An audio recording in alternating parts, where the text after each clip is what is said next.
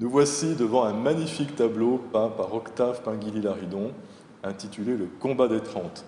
C'est un sujet qu'il peint en 1857, qui est exposé à Paris, et qui arrivera à Quimper en 1894, et depuis, c'est ainsi qu'on peut l'admirer au Musée des Beaux-Arts.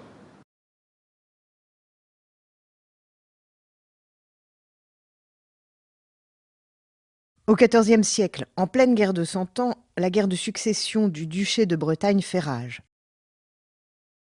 Les prétendants au duché se lancent un défi.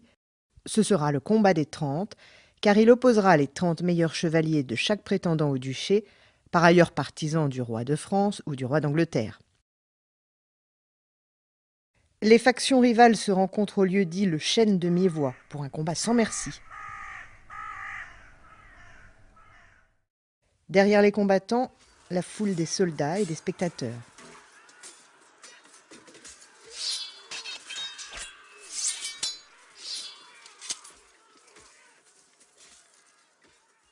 Trois Bretons qui s'étaient rendus pour éviter la mort sont délivrés à l'occasion d'une charge à cheval. Debout, Beaumanoir, le chef des Bretons, s'est défait d'un ennemi. Il contemple la bataille qui va bientôt prendre fin.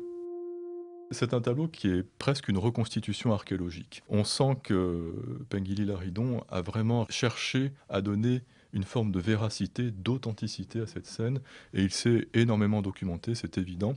C'est quelqu'un qui était un polytechnicien, donc il connaît l'armée, naturellement, et il est même conservateur du musée de l'artillerie sous Napoléon III. Donc il connaît véritablement tout cet environnement, et donc on perçoit au travers de cette œuvre qu'il a énormément travaillé sa documentation.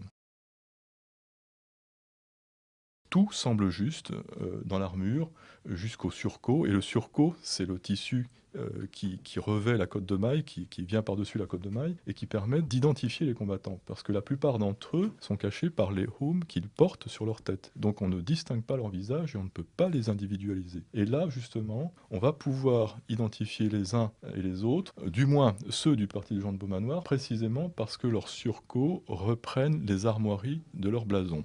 Et donc, sur le cadre, on a de reproduit les 30 armoiries des combattants qui combattent avec et aux côtés de Jean de Beaumanoir. Et au travers de ces armoiries qui apparaissent, eh bien, on va pouvoir identifier les uns et les autres. Alors, le premier que l'on peut identifier, c'est naturellement Jean de Beaumanoir. C'est la première armoirie que l'on verra à gauche sur le cadre. C'est la toute première, c'est donc le chef, si vous voulez, de cette équipe qui sera l'équipe victorieuse. Et ainsi de suite, on va pouvoir progressivement retrouver les frères Tinténiac, Geoffroy Dubois, Montauban, et ainsi de suite, et ainsi de suite.